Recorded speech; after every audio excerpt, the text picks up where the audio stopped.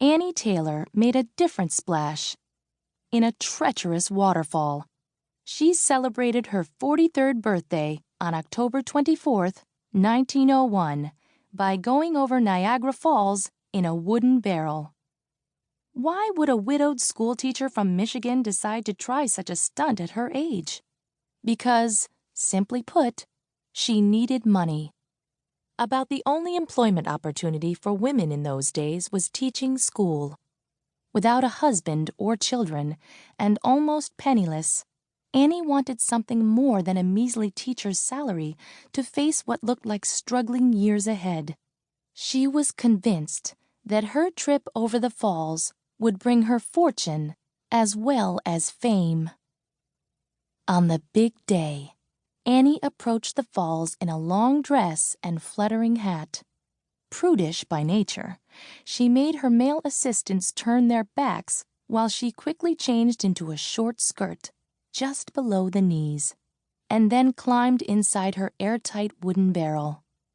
Thousands of people crowded the riverbanks to see with their own eyes this foolhardy woman try such a crazy and illegal stunt.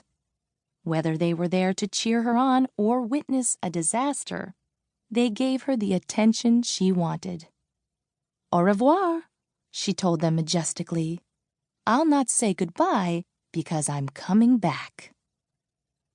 Custom built, the barrel was 4.5 feet high and 4 feet across, an extremely tight fit for any size adult. Annie scrunched herself inside, slipped her arms through a pair of leather shoulder straps, like a harness. Cushions were tucked around her and above her head, and she ordered the barrel to be bolted shut.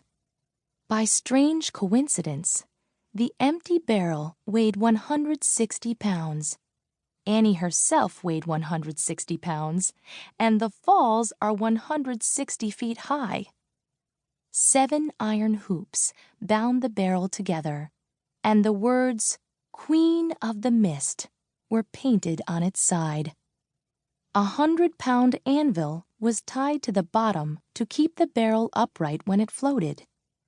With Annie strapped inside, a rowboat towed the barrel out to a place in the river where the water currents would carry her to the thundering Horseshoe Falls.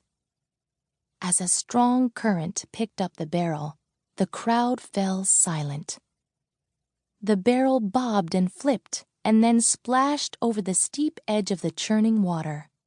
Despite the pillows, Annie's head banged violently against the sides of the barrel. But as cramped as she was, the only thing she could do was use her strong muscles to brace herself. Luckily, the barrel hit bottom upright. When rivermen opened the barrel, they yelled, "She's alive!" They fished her out, soaking wet, bruised, and battered, but otherwise unharmed. It wasn't until later that she admitted she couldn't swim. It had taken only 17 minutes for Annie Taylor to accomplish what no one had ever done before: go over Niagara Falls in a barrel and live to tell about it.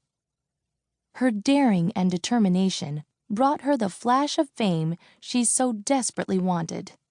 But it was short-lived. Sadly, she died in poverty. Maybe if she had told reporters her real age when she performed the stunt, her fame might have lingered. Annie Taylor was 20 years older than what she claimed. She was 63, not 43.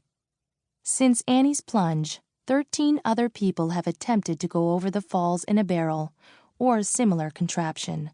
3 died and 10 survived, including the only other woman who dared to risk her life.